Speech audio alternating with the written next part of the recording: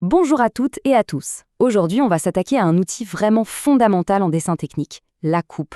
C'est un peu la clé secrète, si l'on veut, pour voir ce qui se cache à l'intérieur d'un objet ou même d'un bâtiment.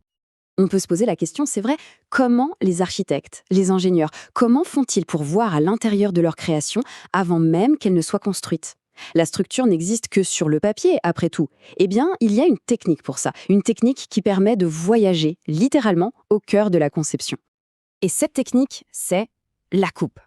L'idée de base, c'est tout simple. On va trancher virtuellement un volume pour montrer tous les détails à l'intérieur. C'est une façon de révéler ce qui est normalement invisible depuis l'extérieur. C'est direct, efficace et franchement, c'est super puissant comme outil. Pour se faire une image, c'est vraiment comme si on avait une vision à rayons X pour les objets. La coupe, ça donne au concepteur une sorte de super pouvoir, celui de voir à travers les murs, à travers les coques, pour vraiment comprendre comment tout est agencé à l'intérieur. Allez, voyons un peu l'anatomie d'une coupe. Parce que, attention, une coupe, ce n'est pas juste un trait qu'on dessine au hasard. Non, non. Elle est définie par 3 éléments vraiment clés. 3 éléments qui s'assurent que tout le monde lise le plan de la même manière. D'abord, il y a ce qu'on appelle le plan de coupe. C'est un plan imaginaire, en 3D, qui vient trancher l'objet. Ensuite, deuxième élément, le sens de la coupe. Ça, c'est super important. Des flashs indiquent de quel côté on se place pour regarder. Et enfin, troisième chose, le nom de la coupe. Souvent, c'est une lettre comme AA, BB. C'est tout bête, mais ça permet d'identifier chaque coupe, surtout quand il y en a plusieurs sur un même plan. Maintenant qu'on a les bases, il faut savoir qu'on ne tranche pas dans n'importe quelle direction. Le sens de la coupe est vraiment crucial, parce qu'il va révéler des informations complètement différentes. En général, on suit l'un des 2 grands axes de l'objet. Alors, on a d'un côté la coupe longitudinale. C'est quand on coupe dans le sens de la longueur. Pensez à une baguette de pain qu'on ouvre en 2 pour faire un sandwich. Et de l'autre, on a la coupe transversale. Là, c'est dans le sens de la largeur. C'est comme si on coupait cette même baguette en rondelles. On voit bien, ce sont 2 perspectives, 2 types d'infos totalement différents. Bon, assez de théorie, passons à la pratique. Comment est-ce qu'on dessine une coupe? Comment on passe de cette idée de tranche à un dessin technique que tout le monde peut comprendre? En fait, le processus est super logique. Ok, alors là, il y a un concept absolument central à retenir.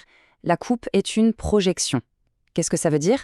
Ça veut dire que ce n'est pas un dessin compliqué en perspective. Non, c'est une vue en 2D, toute plate, de ce qu'on voit juste après avoir coupé. Tout commence toujours sur la vue en plan, c'est-à-dire la vue de dessus. C'est sur cette vue qu'on va tracer notre ligne de coupe avec ses traits si caractéristiques. Cette ligne, elle montre exactement où l'objet est tranché. Et les flèches, elles, indiquent la direction dans laquelle on regarde. Et il faut vraiment s'imaginer ce que cette ligne représente. Ce n'est pas juste un trait sur le papier. C'est la trace de notre fameux plan de coupe imaginaire qui vient scier l'objet en 2. C'est ça, le principe de la coupe. Et là, attention, la règle d'or, la règle cruciale, c'est la suivante. Une fois qu'on a notre direction de regard, eh bien toute la partie de l'objet qui se trouve devant le plan de coupe, on l'enlève, on la supprime virtuellement. On ne garde que ce qui est derrière le trait de coupe. C'est comme ça qu'on peut enfin voir à l'intérieur. Et voilà, le tour est joué. La partie qui reste, on la projette en 2D, comme si on la regardait bien en face. C'est ça, notre fameuse projection.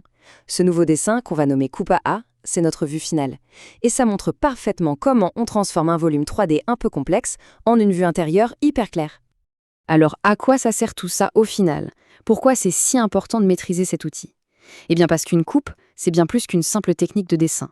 C'est un véritable langage. C'est un langage qui permet de révéler des détails intérieurs absolument essentiels, des infos qui évitent des erreurs de conception qui pourraient coûter une fortune. Ça permet de communiquer des formes 3D complexes sur une simple feuille 2D.